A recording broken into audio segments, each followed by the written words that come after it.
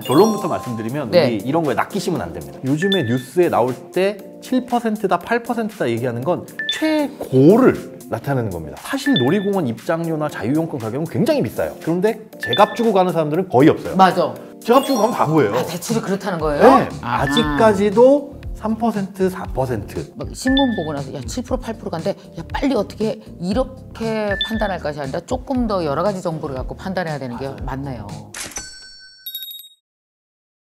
자, 오늘보다 여유로워질 당신의 내일을 응원하는 NKTV 함께 배우고 함께 부자되는 미경 언니의 경제과의 시간입니다.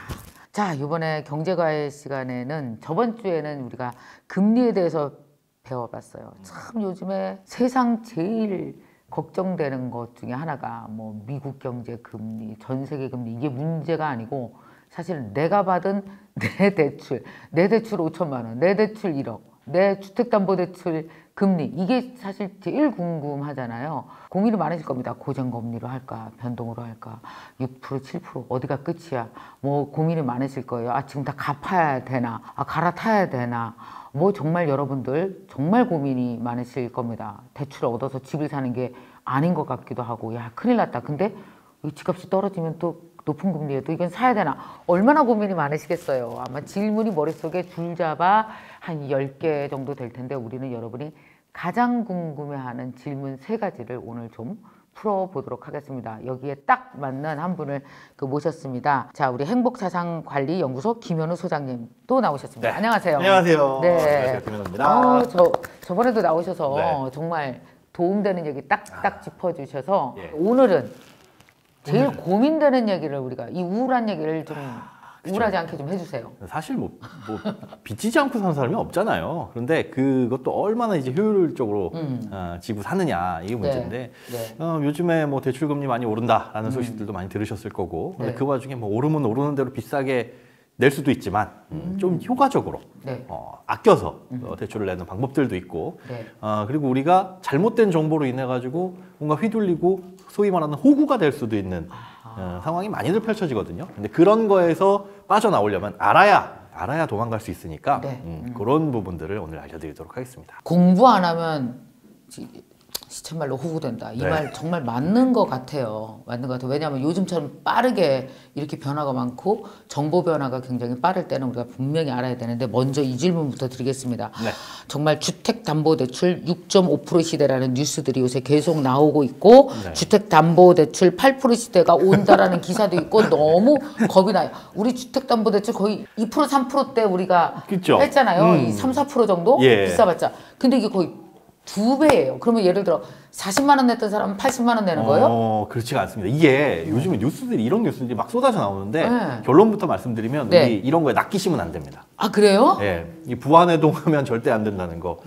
이게 대출 금리를 뭘로 보시면 되냐면 금리가 밴드식으로 나와요. 그러니까 최저 몇 퍼센트, 최고 몇 퍼센트. 그쵸. 그런데 은행에서 대출 상품을 홍보할 때는 보통 이러잖아요. 아 고객님한테는 3% 드립니다. 그럼 앞에 깨알 같은 글씨로 최저. 최저 3%. 그런데 재미난 건 요즘에 뉴스에 나올 때 7%다 8%다 얘기하는 건 최고를 나타내는 겁니다. 오케이. 이거는 뭔가 불안함에 클릭을 유도하는 걸 수도 있는데 사실 그렇게 보시면 될 것 같아요. 놀이공원 가면 놀이공원 가보셨나요? 최근에? 아, 요새는 안 가봤어요. 뭐 코로나 때문에도 안 가시고 하지만 옛날 기억을 살펴보면 사실 놀이공원 입장료나 자유용권 가격은 굉장히 비싸요. 막 6만 원, 7만 원 하기도 합니다. 그런데 제값 주고 가는 사람들은 거의 없어요. 맞아. 제값 주고 가면 바보예요. 아, 대출이 그렇다는 거예요? 네. 아하. 통신, 카드, 뭐 멤버십 이런 거 내면 거의 뭐 반값에 하거든요. 맞아. 뭐 동반, 그거 2인, 저거. 3인까지. 맞아. 근데 대출도 마찬가지예요. 최고 금리가 8%라는 거지. 네. 여기에 기본적인 우대 금리를 받게 되면 쭉쭉쭉쭉쭉 내려와서 아하. 아직까지도 3%, 4%. 그 정도 수준이다라는 거. 그럼 일반인들이 우대 조건이 안 되는 사람도 있어야 하나요? 그쵸. 근데 대부분은 조금씩 해당은 돼요? 아주 날카로운 질문이신데 그거 우대금리 되게 어렵던데요? 근데 요즘에 대출금리에서 나오는 우대금리는 내용을 보면 굉장히 웃겨요. 뭐 월급 이체 뭐 이런 건 기본이고 그거 해주면 되지. 공과금 이체하는 거 뭐 이런 것도 해주면 되지. 그리고 보면은 LTV 있잖아요. 네, LTV. 주택담보인정비율 LTV를 몇 퍼센트에 받냐에 따라서 우대금리가 달라지는데 아하. 예를 들어 40% 이내로 받으면 0.1%, 네. 60% 이내로 받으면 0.2% 최대. 근데 대출은 규제가 우리가 아무리 비싸게 받아봐야 한 60%밖에 못 받아요. 그렇죠.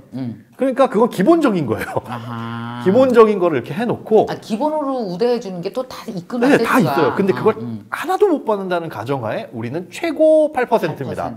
이런 식으로 박아놓으니까 사람들이 이제 불안한 거죠. 그러니까 일반인들 누구나 그래도 우대금리에 해당하는 그 이렇게 체크리스트를 보면 해당되는 게 상당히 있어. 맞아요. 그렇죠? 웬만한 건 다 돼요. 다 되는데 아. 그런 거 다 안 된다고 가정을 했을 때 8%다. 근데 사실 8%로 1금융권에서 받는다라고 한다면 그런 사람이 있을까? 이게 무슨 고리되고 먹도 않은 8% 말도 안 되는 말이 안 거지. 돼요. 말이 안 돼요. 그래서 실제 요즘에 지금 오늘 아침에도 대출 어느 정도 나오는지 실제 조회를 해봤거든요. 네. 변동금리 대출은 뭐 한 3%대 초반, 뭐 3.4 요 정도 나오는 게 일반적이고 아, 변동금리가? 네. 네. 고정금리라고 하더라도 4.3, 4.5 요 정도에서 실제로 받을 수가 있습니다. 자, 그러면 드디어 얘기가 나왔습니다. 네. 다들 가장 많이 하는 질문.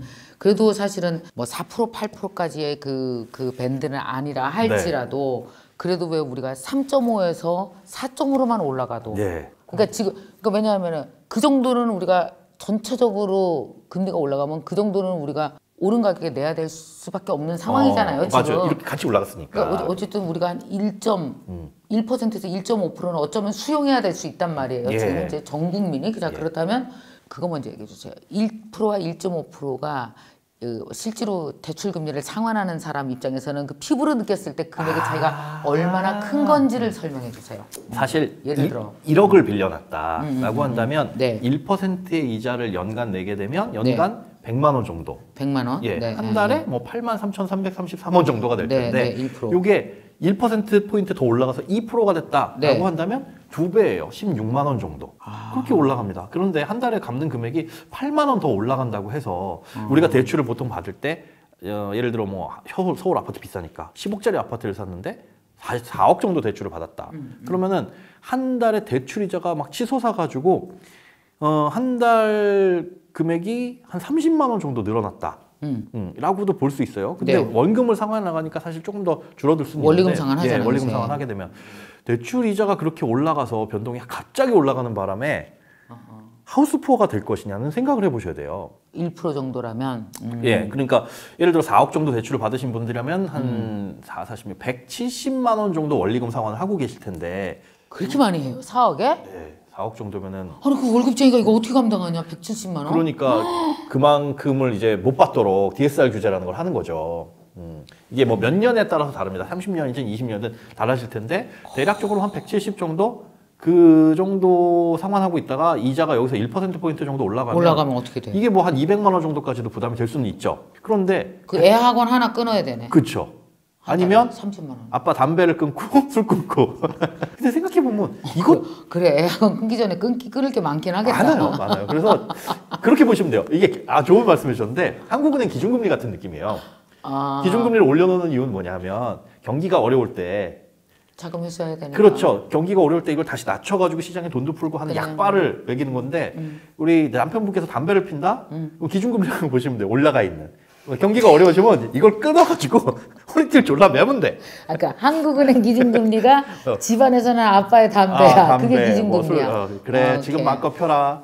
우리 가족 어려워지면 기준금리 일단, 이제 소세지만 차 하나 줄이고 어떻게 보면 긍정적으로 생각해 보면 그런 여유가 생길 수도 있는 거니까 아무튼 그렇습니다. 근데 곰곰이 생각해 보면 지금 금리가 올라간다라고 해서 하우스 푸어 뭐 이제 영끌족 어떡하나라고 얘기는 하지만 올라가는 금리는 사실은 이미 작년 재작년에 집 사면서 대출을 받으신 분들은 의미 없어요.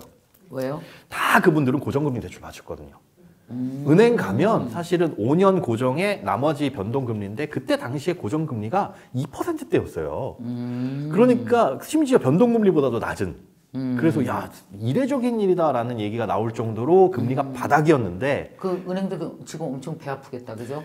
근데 그때 당시에는 너도 나도 대출을 막 받으러 오니까 그러니까, 자기들도 올려받을 수가 없는 거예요. 그치. 왜? 저 옆집에서는 김밥 2,000원에 파는데 우리만 장사 잘 된다고 2,500원에 올려? 할 수 없잖아. 예, 없으니까. 그런데 그 바닥의 금리로 대출 받으신 분들은 지금 금리가 아무리 올라봐야 그런가 보다.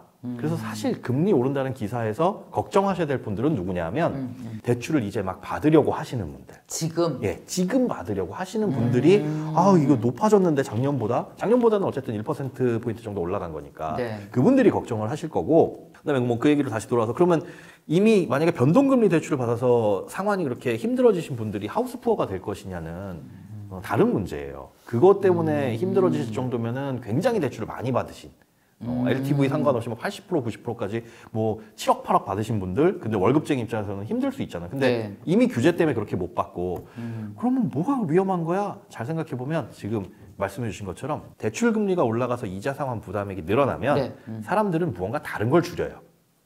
외식을 줄인다거나 그렇지, 줄이죠. 학원을 끊는다거나 네. 아빠 담배를 끊는다거나 하면서 내수가 안 좋아집니다. 그러면 내수가 안 좋아진다는 건 전체적으로 경기가 또 안 좋아질 수 있으니까 이 대출 받은 사람들이 금리가 올라가서 그 이자 감당 못 해가지고 집을 경매로 내놓는다 이런 경우는 극히 희박하고 경기가 전체적으로 안 좋아질 수 있는 문제가 가장 큰 것. 그러니까 경기가 안 좋아졌을 경우가 진짜 심각한데 이게 금리 자체 때문에 힘들어진다기보다도 경기가 안 좋아져서 만약에 집값이 하락하게 됐을 그러면 경우는 또 왜 이 금리를 감당할 이유가 점점 적어지고 맞아요. 그게 문제가 그리고 된다고 돈도 안 돌면서 그러니까. 누군가 집을 사줘야 되는데 아 힘들다 집이라도 팔아야겠는데 안 팔리고 네, 안 팔리고 할 수 있으니까 그런 전체적인 문제인 거지. 네. 사실은 금리 1% 올라가서 다음 달 월 2만 원 더 내야 되네. 이거는 사실 피부에 와닿는 건 아니거든요. 근데 우리가 이제 걱정해야 될 건 이미 대출을 받으신 분들은 상관없고 네. 이제 받으실 분들 고정금리 대출이나 뭐 아니면 변동금리 대출이나 이런 것들을 받으실 분들은 조금 고민이 되는. 자, 그럼 지금 대출을 받을 분들은 고정금리가 좋습니까? 변동금리가 좋습니까? 그러니까 이게 두 번째 질문입니다. 네, 이게 아마 대부분 조언을 얻으시면 네. 지금 금리가 앞으로 올라갈 거니까 고정을 받으시는 게 유리합니다라는 조언을 할 텐데 네, 그러더라고요. 저는 조금 다른 생각입니다. 아, 그래요?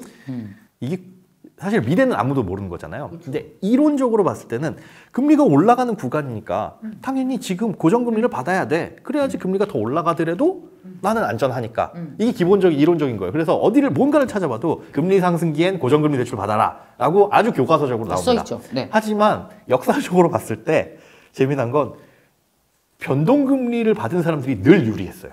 그래요? 네. 자, 왜 그러냐. 변동금리는 요만큼이고 고정금리는 이만큼입니다. 금리 차이가. 뭐 예를 들자면 이런 거예요. 그러면 그러니까 지금 현재 당장 우리가 대출을 받으려고 할 때는 고정금리가 변동금리보다 조금 더 한 1% 비싸죠. 조금 넘게 비싸요. 그쵸. 고정금리가.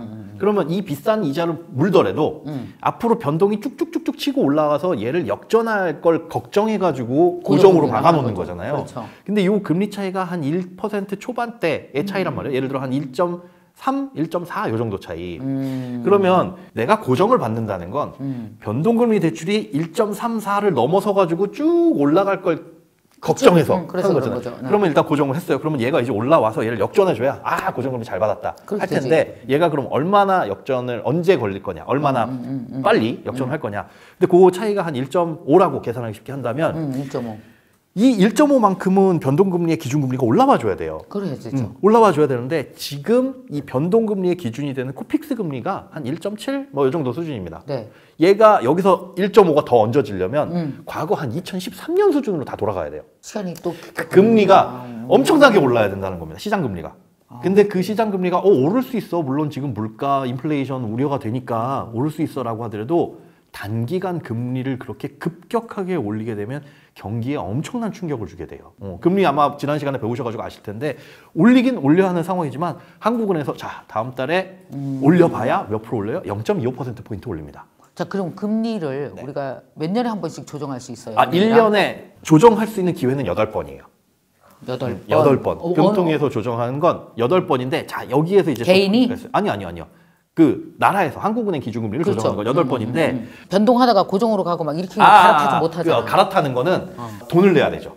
상품을 바꾸는 거니까 중도상환 수수료라는 걸 내야 되고 그 횟수는 제한이 없어요. 비싸겠지. 네, 중도상환 비쌉니다. 그러니까 주의해야 될 게 뭐냐면 변동금리를 탔을 때 내가 이게 금리가 시장금리가 올라가가지고 내가 위험해지지 않을까를 걱정하는데 사실은 기준이 되는 원가가 올라가야 변동금리도 이렇게 올라가는 거예요. 그렇죠. 원가가 올라가야겠죠. 그 원가가 뭐냐면 어렵지만 쉽게 예를 들어서 코픽스라는 금리인데 이거 많이들 들어보셨을 거예요. 네네. 코픽스가 뭐냐 하면 쉽게 얘기해서 은행들이 어디선가 돈을 떼와야 되잖아요. 그렇죠. 우리한테 대출이라는 물건을 팔려면 어디선가 돈을 떼와야 돼. 도매로. 도매로 떼와야 되는데 그 도매가 코픽스 금리가 뭐냐면 예금. 사람들한테 예금 받아가지고 그걸로 대출해 주는 거거든요. 그렇죠. 그러니까 예금 금리가 높아지면 대출 금리도 높아지게끔 되어 있는 게 코픽스 금리예요. 네. 그런데 사람들이 지금 예금을 많이 하냐? 주식시장에 빠져가지고 예금 늘어난다는 소리 많이 들으셨죠? 네. 요즘에 사람들 주식 투자 막 불안하니까 그 돈 빼가지고 예금에 일단 넣어놓거든요. 아우 어떻게 될지 몰라 불안해. 왜냐면 예금 금리가 주식 변동보다는 나을 수도 그렇죠. 있거든요. 나올 수 있고 같은데. 최소한 마이너스는 안 나니까. 그럼 은행 입장에서는 지금 미천이 풍부합니다. 돈이 많지. 장사를 해줄 미천은 충분한 상태에서 굳이 비싼 돈 들여서 막 예금 금리 올려주면서 아 고객님 이제 3% 드릴게요, 4% 드릴게요 하면서 비싼 예금 상품을 팔 필요가 있을까요? 아, 그러지 않아도 조금만 줘도 예금으로 그렇죠. 돌아오는데. 그럼 너도 나도 오는데 굳이 그럴 필요가 없는 거예요. 이런 건 언제 올려줘야 되냐 예금 금리는 너도 나도 사람들이 대출을 받으러 올 때. 근데 돈이 적을 때. 미천이 적을 때. 수요 공급 원리에 그렇습니다. 그런데 사람들이 그럼 대출을 지금 받냐? 안 받고 있죠. 주택 시장이 어떻게 될지 모르니까 그 은행에 돈이 남겠네. 남아요. 그러니까 예금 금리를 올릴 이유도 사실은 지금 없는 거고, 그렇죠? 그러면 대출 금리도 역시 변동 금리인 코픽스의 기준을 하는 코픽스 금리가 올라가면 대출 금리 올라갑니다 하는 게 이게 변동 금리인데 이것도 당장은 올라갈 이유가 없는 거예요. 물론 한국은행 기준금리 올라가면 천천히 영향을 받기는 합니다. 한데 우리가 걱정하는 것처럼 얘가 그렇게 가파르게 상승할 수 있는 가능성은 희박해요. 그리고 변동금리와 고정금리의 차이를 보면 얘가 이렇게 쭉쭉쭉 역전해서 넘어가야 아이 쫓아와 빨리 난 비싼 이자 내고 있으니까 빨리 쫓아와 하면 이때 비싼 이자 낸 거 퉁치려면 그래 넘어가 빨리 나보다 더 비싸져 이래야 되는데 그쵸. 그 기간이 은행에서 받는 우리 고정금리 상품은 5년이에요. 고정으로 되는 게. 5년이죠. 그럼 네. 5년 동안 나를 쫓아와서 역전되고 훅 넘어가야 되는데 그러기가 쉽지 않다는 거. 그래서 과거 쭉 돌아보면 변동금리 받은 사람들이 대부분 유리했다. 왜? 가파르게 상승하지 않고. 옛날 무슨 IMF 같은 거 오지 않는 이상. 맞아요. 맞습니다. 그때는 진짜 훅 넘어가긴 네. 했거든요. 물론 지금 국제 정세가 굉장히 불안하긴 하죠. 뭐 러시아 사태라든가 이런 맞아요. 것들이 있기 때문에 어떻게 될지 한치 앞도 모르는 상황이긴 하지만 그래서 팁을 드리자면 네. 변동이냐 고정이냐라는 걸 선택하라고 했을 때 저 같으면 변동금리를 변동으로. 선택하되 조금 불안하면 뭘 하냐면 변동금리였다가 어라 야 이거 심상치 않다 그럼 갈아타야 되잖아요. 네. 아까 말씀하신 거 언제 갈아탈 수 있어요? 아무 때나 갈아탈 수 있는데 갈아탈 때 비용이 발생한단 말이죠. 그쵸. 비용이 발생하지 않는 대출 상품으로 중도 상환 수수료가 없거나 적은 걸로 네, 네, 그런 네. 걸로 해놓으면은 아하. 네, 일단 그래 뭐 금리야 올라봐라 나는 네. 괜찮아 여유 있어 하다가 갑자기 치솟을 것 같으면 갈아타야지 아하. 비용 부담 없이 오케이. 이런 상품을 고르는 게 사실은 지금 상황에서 가장 현명한 방법 이라고 볼 수 있습니다. 와, 질문이 조금 해결이 됐습니까, 여러분? 막 신문 보고 나서 야, 7% 8% 간데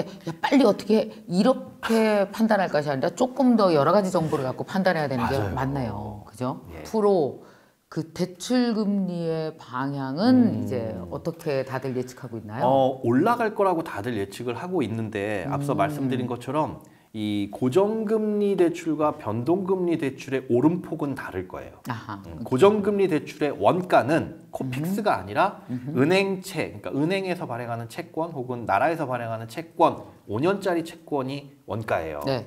상품 자체가 다른 거예요. 그러니까 김밥집에 가서 먹는데 김밥이라고 써 있는 음식과 오케이. 돈가스는 전혀 다른 음식이잖아요. 똑같은 내가 김밥집에 갔어도. 아까 같은 돈을 고정금리와 변동으로 나누는 게 아니고 돈의 이 돈의 그렇죠.